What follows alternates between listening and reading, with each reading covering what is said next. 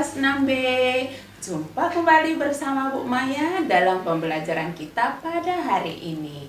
Nah, anak-anak, sebelum kita memulai pembelajaran, Ibu mau mengingatkan kembali, jangan lupa mengisi absensi di Google Classroom. Nah, anak-anak, sebelum kita memulai pembelajaran, Ibu akan mengajak anak-anak semua untuk berdoa terlebih dahulu. Ambil sikap doa yang baik. Mari kita berdoa, mata dipejamkan. Kita berdoa menurut agama dan keyakinan kita masing-masing.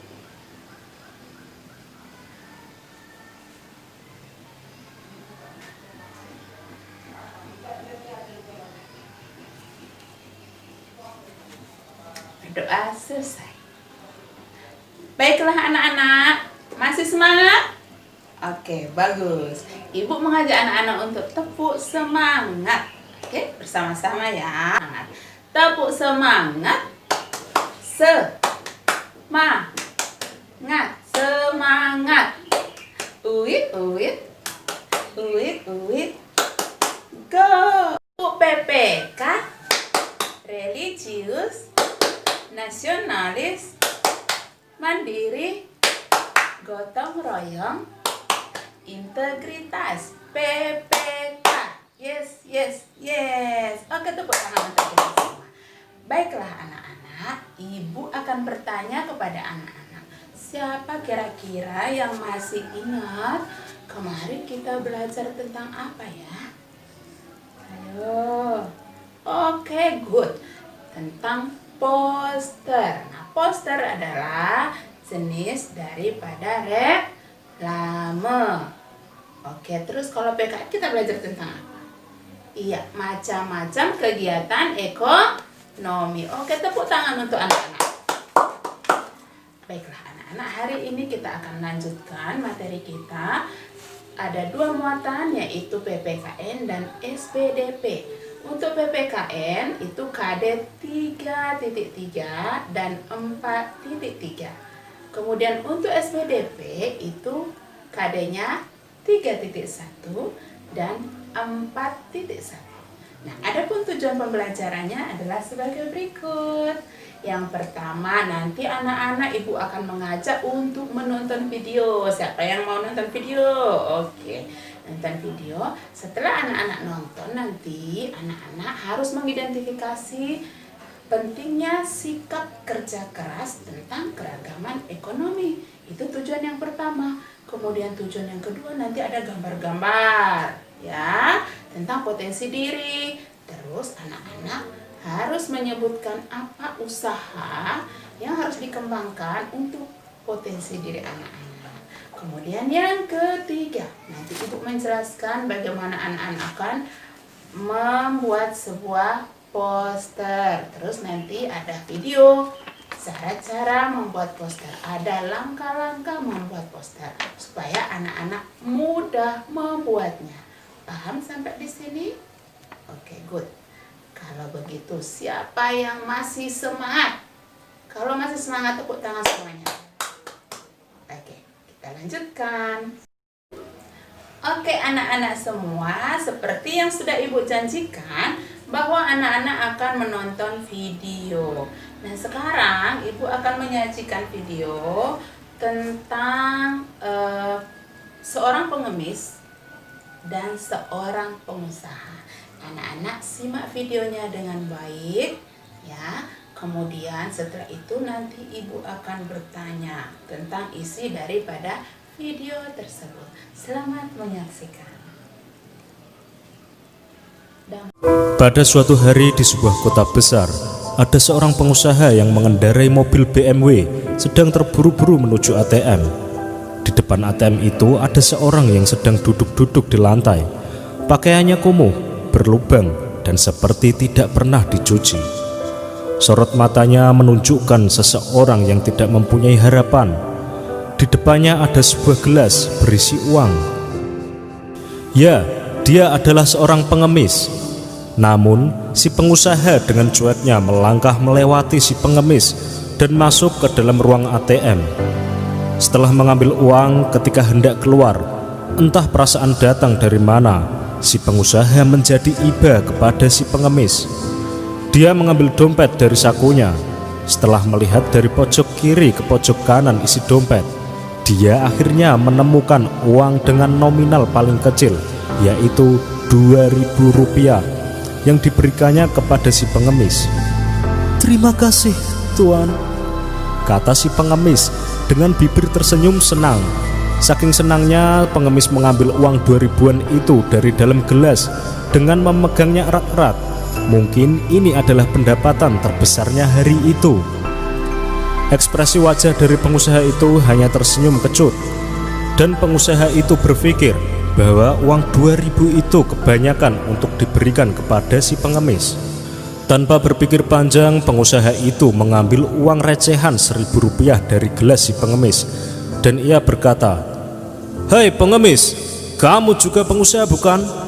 Uang Rp2.000 itu terlalu banyak untukmu, karena kamu pengusaha tanpa modal." Kemudian si pengusaha itu berjalan menuju mobilnya. Si pengemis hanya bisa melongo, sampai-sampai ada air yang keluar dari matanya. 8 tahun kemudian terlihat si pengusaha melamun di kantornya. Ia bahkan terlihat seperti orang stres karena bisnisnya yang hampir bangkrut. Dia akan terancam menjadi miskin, belum lagi tanggungan hutang yang tidak bisa ia bayar. Ketika sedang melamun dalam kesedihan, tiba-tiba seseorang mengetuk pintu ruangan pengusaha itu. "Tok tok tok tok tok tok." "Ya, silahkan masuk," kata pengusaha itu. Tamu misterius itu pun masuk, lalu dipersilahkan duduk. "Siapa Anda dan ada maksud apa menemui saya? Sepertinya saya tidak ada urusan dengan Anda," tanya si pengusaha. Alangkah kagetnya si pengusaha itu, karena tamu itu akan menginvestasikan uang dalam jumlah besar di perusahaannya. Si pengusaha itu hanya bisa melongo. Namun sebelum pengusaha itu berhenti dari kegiatan melongonya, si tamu misterius itu berkata, "Mungkin Bapak sudah lupa dengan saya. Dulu saya adalah seorang pengemis yang sering mangkal di depan ATM. Saya berterima kasih kepada Bapak karena Bapak pernah berkata kepada saya, 'Kamu juga pengusaha bukan? Kamu adalah pengusaha tanpa modal.'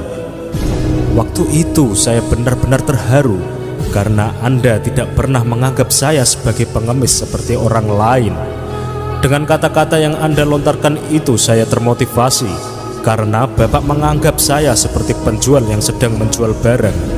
Sejak saat itu entah dari mana muncul semangat juang dari dalam diri saya. Saya berhenti mengemis dan bekerja semampu saya, menjadi pembawa barang belanjaan di pasar, kuli panggul, tukang ojek, hingga akhirnya saya sukses dalam usaha penyewaan properti. Dan bisa Bapak lihat, saya berhasil. Saya sangat berterima kasih kepada Bapak dan ingin menjalin kerjasama bisnis dengan Bapak, karena berawal motivasi dari Bapaklah yang bisa membuat saya seperti ini." Seketika itu si pengusaha berdiri dan memeluk tamunya tersebut dan berkata, "Wahai saudaraku, motivasi tidak akan berarti apa-apa tanpa kemauan dan kerja keras. 8 tahun yang lalu, di balik sosok seorang pengemis, ternyata terdapat jiwa pengusaha yang profesional."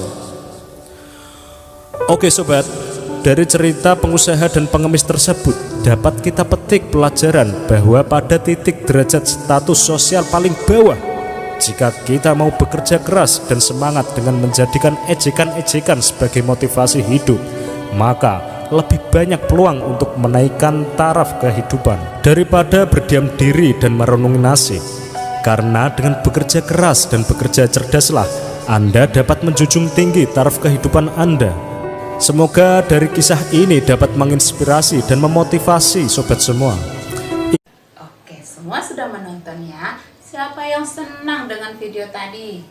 Ayo, hampir semuanya senang. Sekarang video tadi judulnya tentang apa? Oke, seorang pengemis dan seorang pengusaha. Kira-kira pengemis tadi apa yang dia lakukan? Dia minta bagus. Terus pengusahanya apa yang dilakukan kepada pengemis? Iya, dia mengeluarkan uang 2.000, tapi ketika dia mau balik badan ada uang 1.000.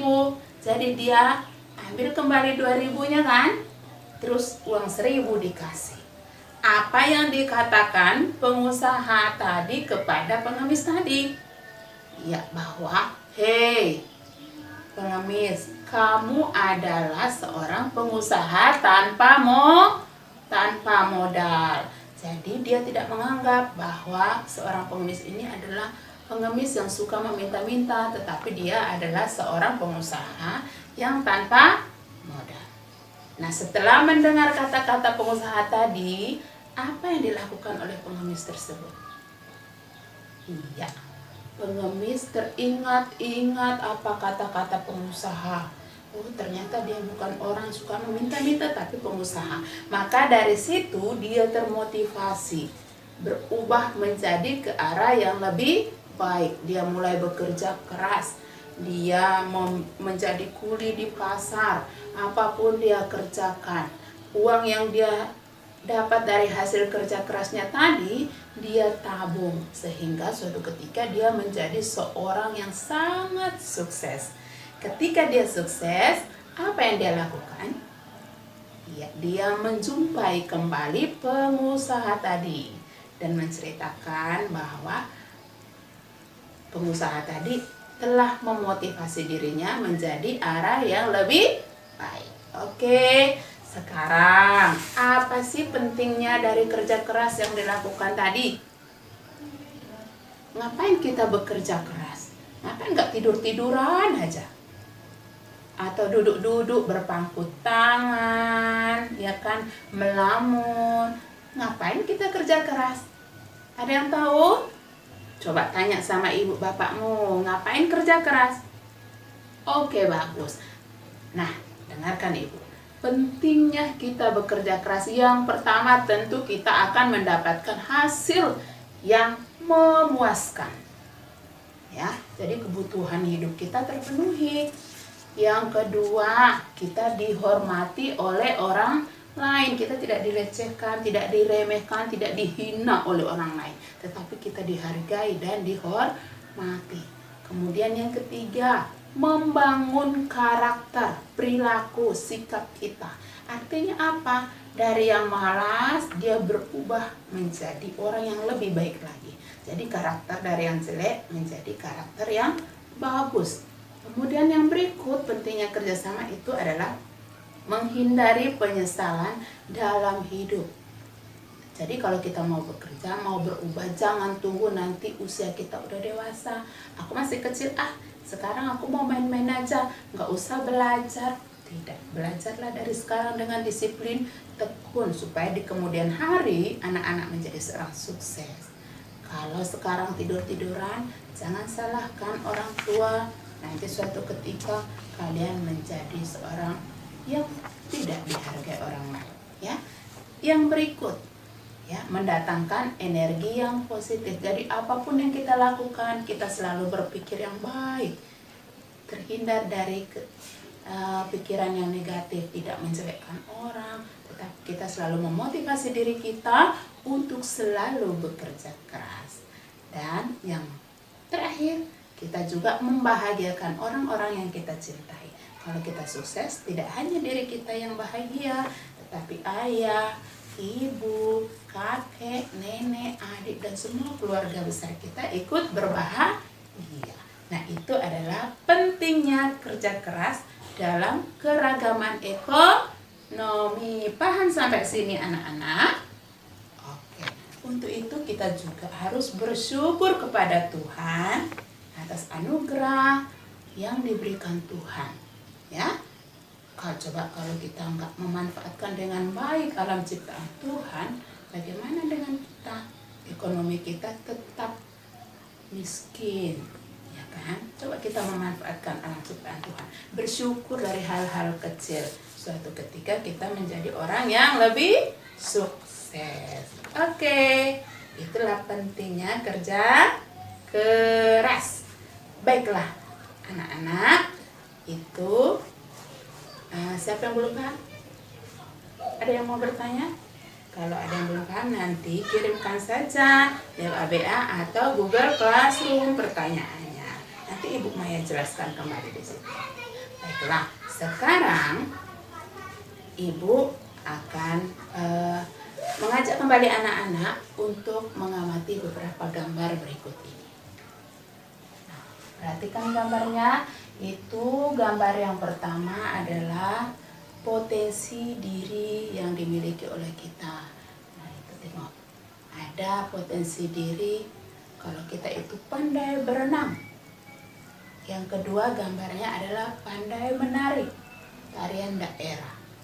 Yang ketiga di situ ada yang bernyanyi. Nah, banyak lagi potensi diri.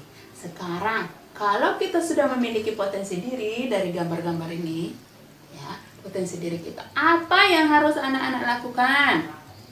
Misalnya berenang, apa yang harus anak-anak lakukan? Ayo. Oke, rajin berlatih, pintar. Kemudian apa? Ya, mengikuti arahan dari pelatih. Jangan lupa disiplin. Ya, kalau menjadi orang sukses harus disiplin. Nah, gambar yang kedua, menari. Apa yang harus usaha yang harus anak-anak lakukan? Ya, tekun berlatih. Apalagi? Pergi ke sanggar tari. Apalagi? Iya, mengikuti arahan dari pelatih tari. Dan yang terakhir kita lihat di gambar adalah menyanyi. Potensi diri menyanyi. Apa yang harus dilakukan? Ya, terus mengasah kemampuan vokal kita. Kemudian kita boleh masuk kursus-kursus vokal. Apalagi mengikuti arahan dari pelatih-pelatih vokal. Ya. Dan yang terpenting, kita tidak boleh sombong dengan potensi yang kita miliki. Harus terus berlatih, dan berlatih. Agar apa yang punya kita miliki, potensi diri kita, bakat yang kita miliki bisa berkembang. Ya. Tuh, kalau udah berkembang, dia bisa bernyanyi sampai ke nasional. Apa yang dihasilkannya? Uang. Jadi ekonomi yang tadinya pas-pasan, karena mendapatkan uang, lama-kelamaan dia menjadi orang yang sukses. Oke, good. Nah, udah paham sampai sini? Oke, sekarang Ibu akan membagikan LKPD, ya, lembar kerja. Nanti anak-anak jawabkan soal-soal di sini, ya. LKPD yang pertama. Ya, setelah anak-anak mengerjakan, silakan anak-anak mengirimkan tugasnya ke WA pribadi Ibu atau ke GC paling lambat pukul 21 atau jam 9 malam. Paham sampai di sini? Ada pertanyaan? Oke, kalau nggak ada pertanyaan, Ibu mau bertanya. Tadi Ibu jelaskan tentang apa? Tidak pentingnya kerja keras. Apalagi? Tentang potensi-potensi yang dimiliki dan usaha-usaha mengembangkannya. Oke, tepuk. Very good. Good. Very good. Nah, anak-anak, sekarang kita akan belajar tentang jenis-jenis reklame. Ingat ya, jenis-jenis reklame minggu kemarin. Ya, tapi kali ini kita tidak belajar tentang poster karena poster udah minggu lalu. Sekarang kita akan belajar tentang brosur. Ayo, siapa yang tahu apa sih brosur itu? Kemarin sudah Ibu pesankan, tugaskan anak-anak silahkan cari brosur dari berbagai sumber. Boleh internet, dari rumah makan, dari tempat penjualan motor atau mobil. Nah, sengaja Ibu tidak memberitahu brosur itu bentuknya kayak mana sih? Nah, sengaja itu supaya anak-anak bisa mencari sendiri, menemukan sendiri. Ya. Kalau sudah tahu, coba anak-anak ambil brosurnya yang sudah anak-anak cari kemarin. Ya, sudah pegang di tangan anak-anak brosur? Oke, perhatikan brosurnya sekarang. Iya. Nah, sekarang apa sih brosur itu? Ada yang tahu? Oke, bagus. Brosur itu sebuah alat untuk mempromosikan barang atau jasa yang terbuat dari kertas, tapi kertasnya berukuran kecil, gak besar ya. Dia itu ukurannya kecil, lebih kecil dari poster, berukuran kecil yang di dalamnya terdapat tulisan atau informasi yang ditujukan kepada pembaca. Jadi tujuannya apa? Ya, supaya orang tertarik kan untuk membeli barang atau melakukan hal-hal yang baik. Nah, itu adalah brosur.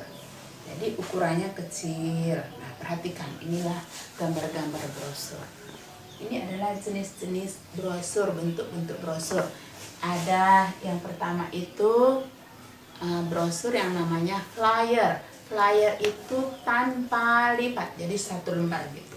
Seperti yang anak-anak pegang itu namanya flyer, satu lembar saja, nggak ada lipatannya.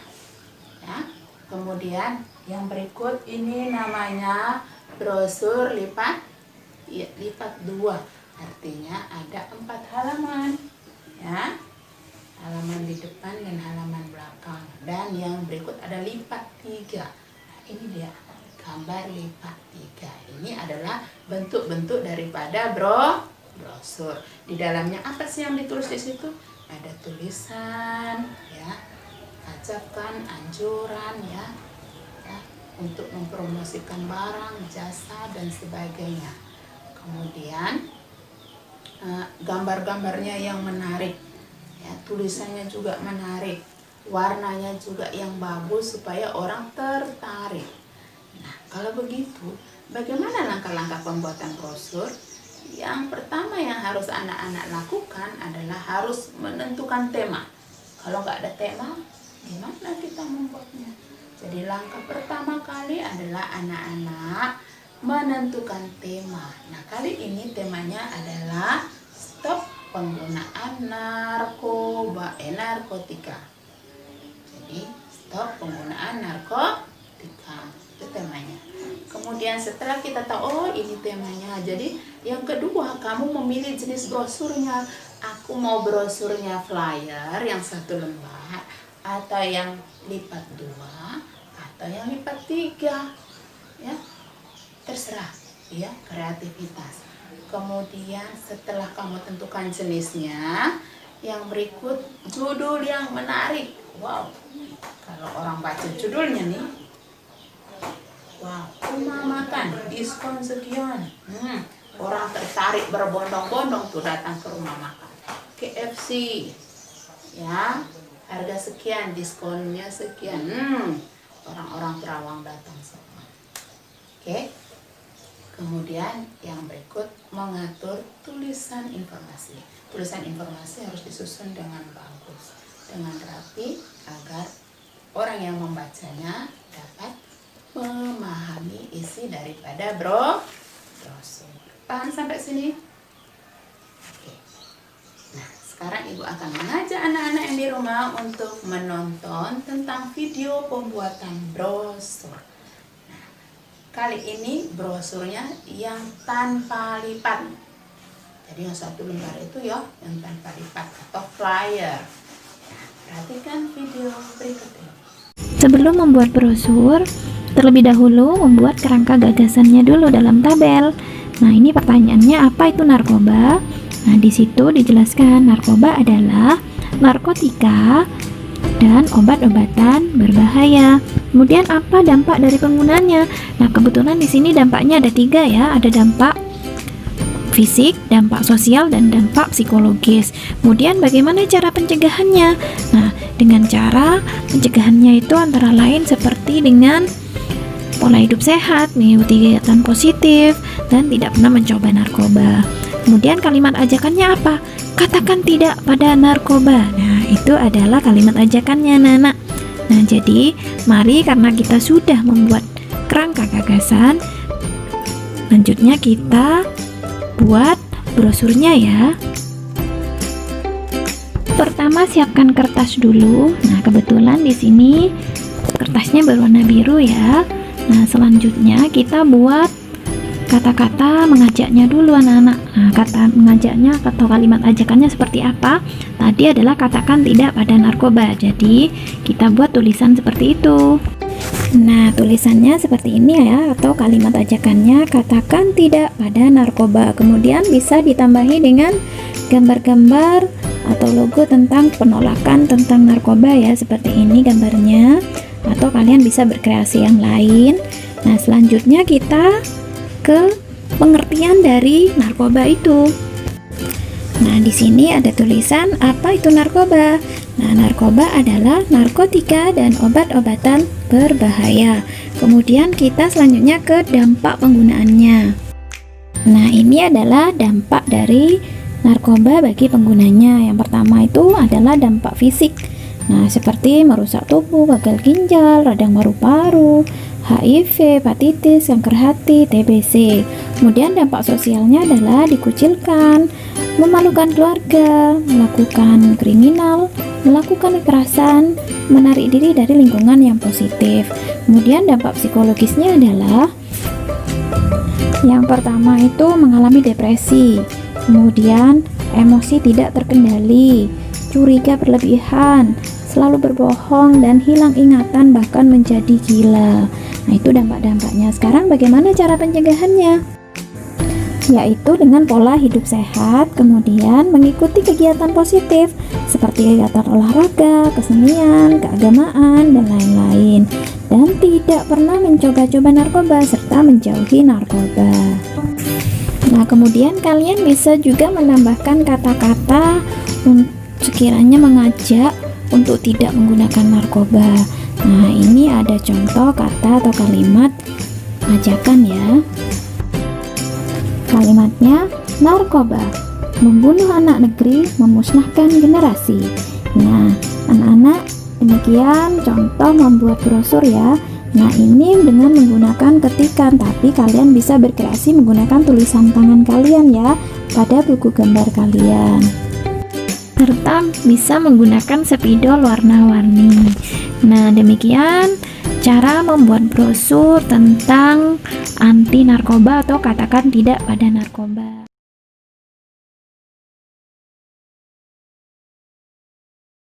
Anak-anak sudah menonton videonya tadi? Iya, tadi adalah video pembuatan brosur flyer. Sekarang ya, anak-anak siapkan alat-alatnya yang sudah ibu informasikan kemarin. Siapkan kertas HVS-nya, pensil warna, spidol, dan sebagainya disiapkan. Ayo.